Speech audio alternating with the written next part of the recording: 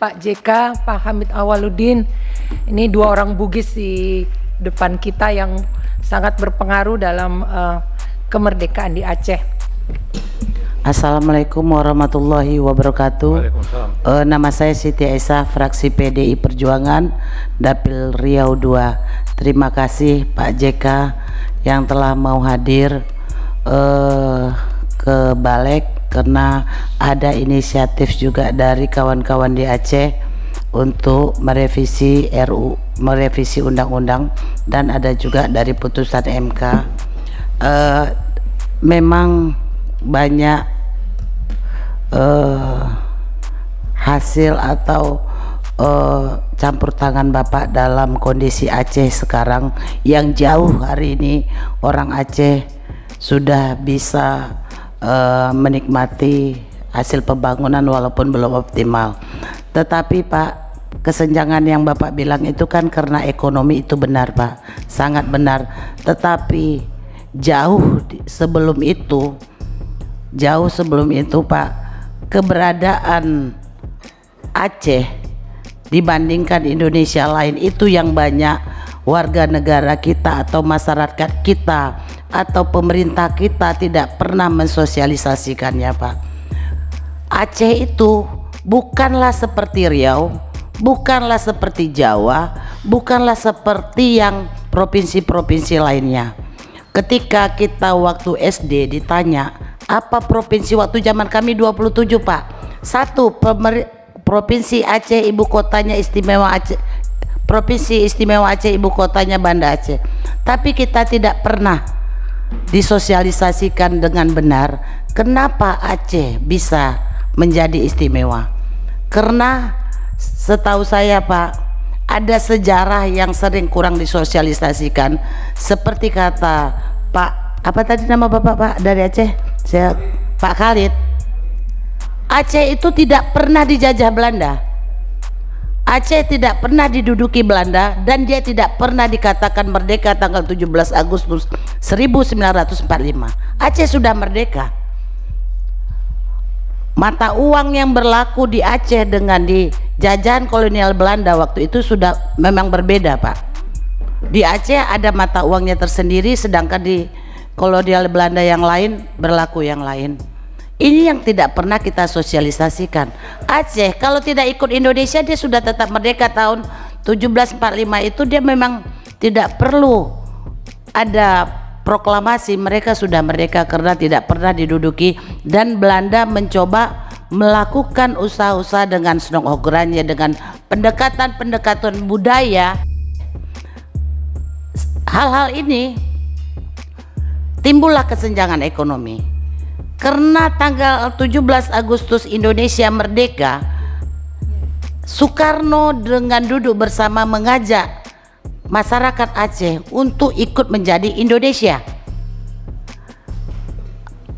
Dan masyarakat Aceh waktu itu bersedia dengan ketentuan mereka harus diberikannya sendiri, tetapi mereka tunduk kepada Indonesia dalam bidang keamanan. Itulah yang tidak pernah dipenuhi oleh pemerintah kita, sehingga kekayaan alam Aceh dibawa menurut masyarakat Aceh ke Jawa, dan masyarakat Aceh sendiri miskin Pak. Tran-tran didatangkan, jalan-jalan tran bagus, pemerintah Aceh sendiri tidak mendapat apa-apa dan merasa mereka ditipu, seperti kata Bapak tadi, pepesan kosong yang dilakukan. Akhirnya timbullah reaksi. Kalau kita bilang masalah Aceh adalah masalah kesenjangan ekonomi, itu akan memicu di seluruh Indonesia hari ini terjadi kesenjangan ekonomi Pak. Apakah boleh mereka melakukan istimewa? Hari ini saya dipanggil oleh LAM Riau untuk mengajukan Riau istimewa. Kalau kesenjangan ekonomi dicatatkan, Riau dulu penghasil devisa terbesar di Indonesia, tetapi Riau termasuk negara termiskin. Kalau kesenjangan ekonomi Pak, provinsi termiskin. Tetapi Pak, kalau kesenjangan ekonomi Pak, karena ada Riau Merdeka Pak, maaf, sekarang udah ada mulai isu Riau Merdeka. Saya hari ini dipanggil Pak di DPD. Jadi kesenjangan itu bukan kesenjangan ekonomi, tetapi ada sejarah yang harus kita ingat bahwa Aceh adalah awalnya bukanlah bagian dari kolonial Belanda.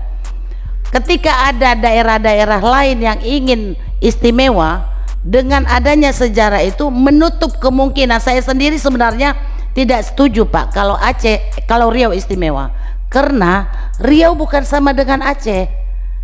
Riau sama dengan Padang, dengan lain yang walaupun sebenarnya pendapat saya tidak populer, walaupun sudah banyak hasil sumber daya Riau yang diambil oleh pemerintah pusat, tetapi hari ini Riau boleh dikatakan tidak ada apa-apa Pak. Tanah-tanah hari ini dirampas, tanah-tanah rakyat juga dikatakan dalam kawasan. Jadi Pak, tapi terima kasih Pak. Saya pernah Pak keluar dari S2 karena saya nyatakan, saya berpendapat bahwa Aceh bukan bagian Indonesia merdeka dan dia tidak pernah dijajah Belanda. Dosen saya bilang, ibu harus buka buku lagi. Saya bilang saya bersedia bawa buku, tapi dosen saya nggak bawa buku Pak. Saya merasa dosen saya tidak pantas menjadi dosen untuk pasca sarjana waktu itu. Walaupun saya udah spesialis, tapi saya coba ngambil pasca sarjana. Terima kasih Pak JK. Saya cuman ingin bertanya, setujukah Bapak kalau perjanjian Helsinki untuk masyarakat Aceh ini dituangkan sebesar-besarnya untuk kepentingan masyarakat Aceh, walaupun secara nasional itu pasti menjadi kecemburuan. Tidak salah kita cemburu karena mereka memang punya sejarah yang berbeda dari negara kita. Cuman itu Pak, terima kasih. Assalamualaikum warahmatullahi wabarakatuh. Ya, Bu Siti. Terima kasih Bu Siti, kata Pak Khalid. Langsung Bu Andi silakan. Terima kasih. Assalamualaikum. Lebih dipersingkat Bu Andi ya. Ya, saya singkat biasanya ya. Pak. Assalamualaikum warahmatullahi wabarakatuh. Yang saya hormati Pak JK, Pak Hamid Awaludin, ini dua orang Bugis di depan kita yang sangat berpengaruh dalam kemerdekaan di Aceh. Saya orang Bugis Pak, tapi dua putri saya nama Aceh. Namanya Nahrasia dan Malika Nurila. Itu raja perempuan dari kerajaan Aceh Samudra Pasai. Jadi ketika saya baca buku sejarah kerajaan Samudra Pasai di keluaran Kementerian Pendidikan dan Kebudayaan zaman itu, saya pokoknya kalau nanti anak saya perempuan, dua-duanya saya akan kasih nama ini karena dia punya kontribusi besar. Saya hanya ingin membahas terhadap apa yang disampaikan oleh Pak JK terkait dengan ekonomi Pak. Kita tahu tadi dana otsus sudah disampaikan cukup besar. Nah ini kan tentu harus ada evaluasi yang lebih detail terkait dengan otsus, sehingga saya perlu bertanya juga apakah misalnya dalam revisi undang-undang nanti itu perlu kita cantumkan misalnya prioritas-prioritas, walaupun itu mungkin katanya teknis, tapi kita harus mulai memagari bahwa dana otsus itu memang diperuntukkan untuk kesejahteraan masyarakat. Contohnya Aceh itu kan sudah punya Badan Pengelola Minyak dan Gas khusus Aceh, BPMA. Nah, saya juga ingin dengar pendapat sebagai ekonom Pak JK ini, bagaimana pengelolaan yang tepat untuk sumber daya alam termasuk gas yang betul-betul dana bagi hasilnya bisa 100% untuk Aceh. Kemarin kita tegur Kementerian Keuangan karena dana bagi hasilnya cuma harusnya 100%, hanya dikasih 50% itu dana bagi hasil. Padahal aturan undang-undangnya harus 100% dana bagi hasil itu dibagi. Kemudian termasuk bagaimana pandangan Pak JK kita mengatur terkait dengan kewenangan pemerintah Aceh. Apakah judulnya nanti RUU Undang-Undang Pemerintah Aceh atau Undang-Undang Provinsi Nangro Aceh Darussalam? Ini soal nama. Karena kalau nama Undang-Undang Pemerintah Aceh nanti kan Undang-Undang Pemerintah Riau, Undang-Undang Pemerintah Sulawesi Selatan, ada Undang-Undang Provinsi atau Undang-Undang Provinsi Nangro Aceh Darussalam. tepatnya seperti apa Pak dari pandangan Pak JK dan Pak Hamid. Kemudian terkait dengan keberadaan partai politik lokal, seperti bagaimana kita nanti mengaturnya di dalam revisi undang-undang tersebut, sehingga keberadaan partai politik lokal ini juga inline dengan pemerintah pusat, tapi juga pembicara terakhir, tapi sama seperti Pak Khalid juga, saya sampaikan bahwa Pak Yusuf Kalla terima kasih hari ini masih sehat-sehat walafiat dan terus membersamai Indonesia, karena saya juga saya Alimuddin Kolatlena, fraksi Gerindra Dapil Maluku Pak JK. Jadi karena Maluku, saya juga menjadi saksi atas inisiatif, atas mediasi dan fasilitasi yang Pak JK dan Pak Hamid lakukan melalui perjanjian Malino untuk Maluku Pak JK. Karena itu kalau ada orang yang mengatakan saya ingin hidup 1000 tahun lagi, maka saya ingin Pak JK dan Pak Hamid harus hidup 1000 tahun lagi. Karena tidak mungkin hidup 1000 tahun lagi, maka saya doakan semoga Bapak berdua ini sehat-sehat, panjang umur dan terus bersama-sama Indonesia. Saya memang karena belum banyak mengikuti proses tentang undang-undang pemerintahan Aceh ini dari awal, tapi sekilas kita baca undang-undangnya. Karena itu saya punya pertanyaan satu saja Pak JK dan Pak Hamid. Kan dalam undang-undang perubahan undang-undang pemerintah Aceh ini kan memberikan kewenangan yang lebih besar kepada pemerintah Aceh untuk mengelola sumber daya alamnya, termasuk sumber daya minyak dan gas bumi gitu. Nah, tadi kan disampaikan ada beberapa hal di dalam undang-undang itu yang akhirnya tidak bisa dieksekusi, termasuk pinjaman luar negeri dan juga pengelolaan bandara dan lain-lain. Nah, kaitannya dengan pemberian kewenangan terhadap pengelolaan sumber daya minyak dan gas bumi oleh pemerintah Aceh ini kan, baik yang berada di laut maupun di darat dan industri hulu maupun hilir di Aceh. Nah, ini dalam pandangan Pak JK kira-kira seperti apa nantinya? Itu saya Pak pimpinan, saya kembalikan. Assalamualaikum warahmatullahi wabarakatuh. Baik, garis Bapak Ibu anggota Balek, sekarang garis pimpinan kami persilakan Pak General Sturman van Hayten. Pak Jenderal Sturman Panjaitan, kami silakan.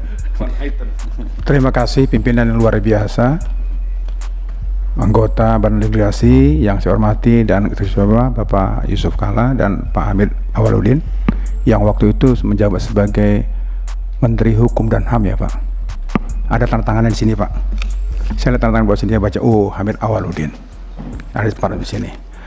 Saya sekilas tadi dengan semangatnya saudara saya Pak Khalid ini. Dia memang Aceh asli Pak. Kalau saya Batak asli, dia Aceh asli. Saya melihat semangat itu luar biasa. Terus saya pelajari Pak. 2 kali saya baca bolak-balik.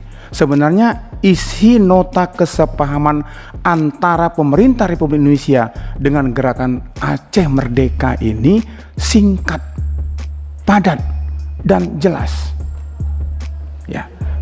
Kemudian saya baca naskah undang-undang yang coba direvisi oleh teman-teman dari Aceh dan dibandingkan dengan undang-undang yang sudah ada. Kalau saya oncei, mungkin Pak Yusuf Kalla tahu, dari oncei Pak, dijentrek-jentrekkan. Isinya cuma sederhana tentang undang-undang penyelenggaraan Aceh untuk yang ini Pak, partisipasi politik, ekonomi, peraturan perundang-undangan, hak asasi manusia, amnesti dan reintegrasi, kemudian pengaturan keamanan, kemudian kebutuhan misi monitoring Aceh dan penyelesaian perselisihan. Kemudian saya bandingkan sedikit, sebenarnya tidak ada yang salah dengan undang-undang ini yang sudah ada Pak. Kalau saya perhatikan, mungkin saya kurang jeli, tapi saya baca-baca tadi nggak ada yang salah sebenarnya di sini. Hanya saja yang berubah seperti kata Pak Yusuf Kalla tadi adalah tentang ekonomi. Di undang-undang yang mau dirubah ini bahwa mereka pemerintah Aceh menyerahkan pelabuhan dan udara dan laut itu kepada pemerintah pusat. Karena memang Bapak tadi mengatakan kemampuan daerah terbatas. Sehingga dibuatlah kehidupan pemerintah agar ada dukungan pemerintah. Tapi kalau saya lihat di sini, secara umum nggak ada yang salah sebenarnya dengan undang-undangnya ada. Namun perkembangan zaman, situasi kondisi yang berubah, perlu dirubah pasal demi pasal. Tapi kalau saya lihat di sini, pasal yang dirubah tidak banyak, Pak. Ini kemarin, makanya minggu depan kita mencoba ke Aceh untuk melihat secara detail apa yang dilakukan Pak Khalid di Aceh juga sebenarnya. Dan kita coba melihat dan ingin melaksanakan minimum participation. Meaningful yang kata Pak Bob Hasan adalah bermanfaat. Bermakna dan bermanfaat. Bagi masyarakat Aceh, ada maknanya tapi nggak ada manfaatnya, itu masih kurang lengkap. Sehingga orang Aceh, asas perubahan ini harus bermakna dan bermanfaat. Jadi kalau saya lihat di sini, Pak Khalid, sebenarnya pemerintah Indonesia sudah menyamakan persepsi dengan ini. Sudah, saya baca bolak-balik, baca. Ini sedikit kali.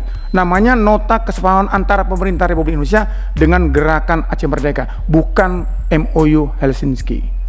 Supaya kita nggak salah ini. Ini nota kesepahaman ini. Karena Bapak tadi begitu Bapak megang bergetar rasanya tangan Bapak tadi itu. Saya kira ada apa ini? Rupanya ternyata saking semangatnya. Jadi Pak Yusuf Kalla, kami ini kadang-kadang terlalu semangat, bisa tangan kita bergetar sendiri, Pak, tanpa ada paksaan dan gangguan dari manapun. Kemudian yang terakhir, saya ingin menyampaikan, karena ini akan segera kita bahas, kita langsung aja masuk pada intinya nanti, Pak. Karena saya lihat memang tidak banyak yang diminta perubahan di sini. Kalau saya lihat gerakan Pak Bob Hasan sebagai Ketua Badan Legislasi, kalau yang begini-begini cepat, nggak sampai hitungan minggu sudah selesai. Namun persyaratan untuk merubah rancangan undang-undang, minimum participation harus kita perbanyak agar semua merasakan betapa ini perlu dirubah. Dan hari ini kami sangat bangga kepada Pak Yusuf Kalla yang mau hadir. Jarang-jarang beliau mau datang ke DPR RI, apalagi ke Badan Legislasi. Kami terima kasih kepada beliau dalam kesibukan yang luar biasa masih memberikan kesempatan dan waktu untuk kita di sini. Kita beri tepuk tangan dulu pada beliau sekali lagi.